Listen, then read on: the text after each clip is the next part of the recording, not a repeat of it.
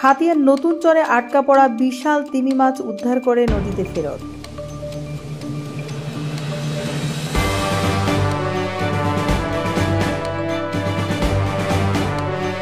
নোয়াখালীর হাতিয়ার তরুমুদ্দি ইউনিয়নের চর আতাউর এলাকায় জোয়ারের সঙ্গে আসা বিশাল আকৃতির একটি তিমি মাছ 5ই ডিসেম্বর বৃহস্পতিবার পলিতে আটকা পড়ে।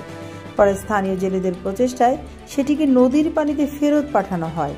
স্থানীয় বাসিন্দা ও মৎস্য বিভাগের সূত্রে জানা গেছে, ভোরে জোয়ারের পানিতে ভেসে আসা আনুমানিক 50-60 মনের ওজনের তিমি মাছ নতুন জেগে ওঠা চর আতাউরের পলিতে আটকা পড়ে।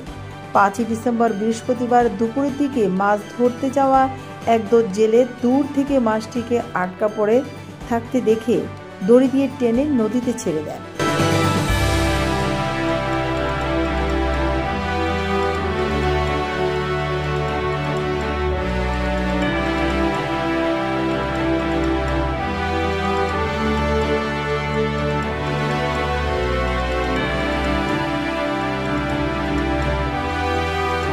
হাতিয়া উপজেলা মৎস্য কর্মকর্তা ফাহাদ হাসান জানান, খাবারের খোঁজে গভীর সমুদ্র থেকে নদীতে আসা তিমি মাছটি জোয়ারের তোড়ে চর এলাকায় এসে আটকা পড়ে।